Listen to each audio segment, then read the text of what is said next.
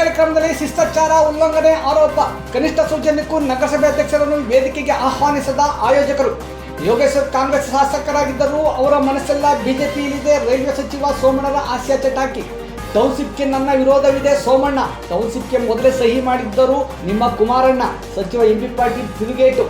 ವೇದಿಕೆಯೆಲ್ಲ ಕೇಸರಿಮಯ. ಕಾಂಗ್ರೆಸ್ಸಿಗರ ತೀವ್ರ ಆರೋಪ. ನಮಸ್ಕಾರ ಪ್ರಿಯ ವೀಕ್ಷಕರೇ, ಸಂಗ್ರಾಮ ಟಿವಿಗೆ ಸ್ವಾಗತ. ನಾನು ನಿಮ್ಮ ರಮೇಶ್ ಅಕ್ಕೂರ್. ರೈಲ್ವೆ ಇಲಾಖೆ ಆಯೋಜಿಸಿದ ರೈಲ್ವೆ ಮೇಲು ಸೇತುವೆ ಉದ್ಘಾಟನಾ ಸಮಾರಂಭದಲ್ಲಿ ಕನಿಷ್ಠ ಸೌಜನ್ಯಕ್ಕಾದರೂ ನಗರದ ಪ್ರಥಮ ಪ್ರಜೆ ನಗರಸಭಾ ಅಧ್ಯಕ್ಷ BN ನಾಗೇಶ್ ಅವರನ್ನು ವೇದಿಕೆಗೆ ಆಹ್ವಾನ ಮಾಡಿದಿರುವುದು ರೈಲ್ವೆ ಇಲಾಖೆ ಬಗ್ಗೆ ತೀವ್ರ ಅಸಮಾಧಾನ ವ್ಯಕ್ತವಾಗಿದೆ. 36 ಲಕ್ಷ ರುಗಳನ್ನು ಅಂದಿನ ಅಧ್ಯಕ್ಷರಾಗಿದ್ದ ಪ್ರಶಾಂತ್ ಅವರ ಪರಿಶ್ರಮ ಹಾಗೂ ಎಲ್ಲ ಚುನಾಯಿತ ಸದಸ್ಯರ ಅಧಿಕಾರಿ ವರ್ಗ ರೈಲ್ವೆ ಮೇಲು ಸೇತುವೆ ಜಾಗ ಕೊಟ್ಟ ಸಂದರ್ಭದಲ್ಲಿ 36 ಲಕ್ಷ ರುಗಳನ್ನು ಅಲ್ಲಿನ ನಿವಾಸಿಗಳಿಗೆ ಪರಿಹಾರ ನೀಡಿದ್ದರು ಎಂದು ಹೇಳಲಾಗಿದೆ. ರೈಲ್ವೆ ಮೇಲು ಸೇತುವೆ ನಿರ್ಮಾಣಕ್ಕೆ ಮಾಜಿ ಸಂಸದರಾದ DK ಸುರೇಶ್ ಅವರ ಪರಿಶ್ರಮವಿದ್ದು ವೇದಿಕೆಯಲ್ಲಿ ಅವರ ಬಗ್ಗೆ ಕಿಂಚಿತ್ತೂ ಸ್ಮರಿಸದಿರುವುದು ಹಾಗೂ ಸರ್ಕಾರಿ ಕಾರ್ಯಕ್ರಮದಲ್ಲಿ ಕೇಸರಿ ಬಾವುಟಗಳ ಕಾರ್ಯಕ್ರಮವಾಗಿತ್ತು ಎಂದು ಕಾಂಗ್ರೆಸ್ಸಿಗರ ಆರೋಪವಾಗಿತ್ತು.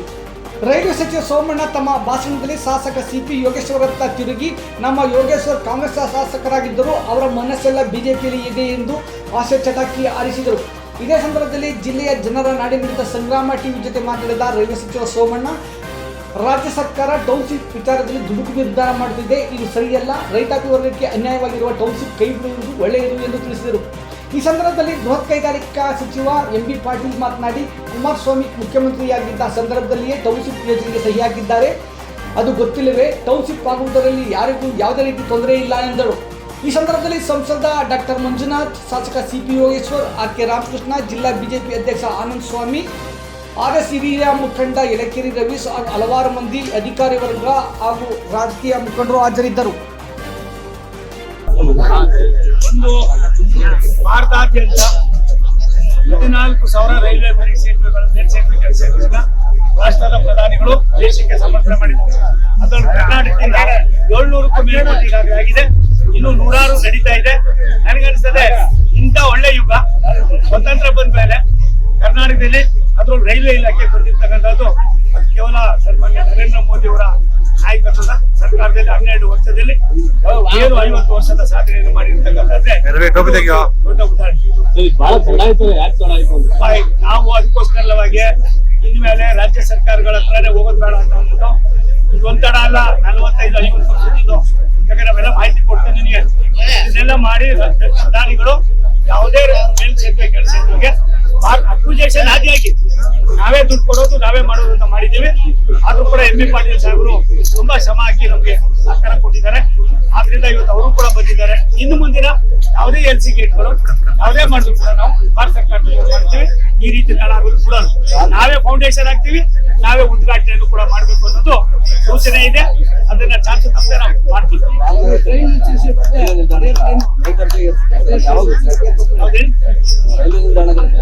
ಇವಾಗ ಇದನ್ನ ಇನ್ನೂ ಒಂದು 15, 16, 20 ದಿವಸದಲ್ಲಿ ರಾಷ್ಟ್ರದ ಪ್ರಧಾನಮಂತ್ರಿಗಳೇ ಅದನ್ನ ಮಾಡ್ಬೇಕು ಅಂತ ನಾವು ರಿಕ್ವೆಸ್ಟ್ ಮಾಡಿದ್ದೀವಿ. ಅವ್ರು ಯಾವಾಗ ಕಣಪ್ಪ, ನಿನ್ನೆ ಹೇಳಿದ್ದೀನಿ, ಮೊನ್ನೆ ಹೇಳಿದ್ದೀನಿ. ನಿನ್ನೆ ಅವ್ರ ತಮ್ಮ ನಮ್ಮ ಸಹೋದರ ಮಾಜಿ ಲೋಕಸಭಾ ಸದಸ್ಯರಾದ DK ಸುರೇಶ್ ಅವ್ರಿಗೆ ಫೋನ್ ಮಾಡಿ ಹೇಳಿದ್ದೀರಿ.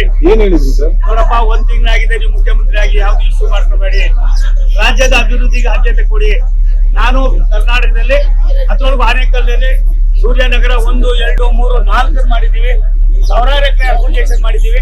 ಅದರಲ್ಲಿ ಒಂದು ಸ್ಟೇಡಿಯಂ ಕೂಡ ಇವಾಗ ಕಟ್ತಾ ಇದ್ದೀರಿ. ಅದು ನಮ್ಮ ಖಾತೆಯಲ್ಲಿ ಆಗಿದ್ದು ನಮ್ಗೆ ಸಂತೋಷ.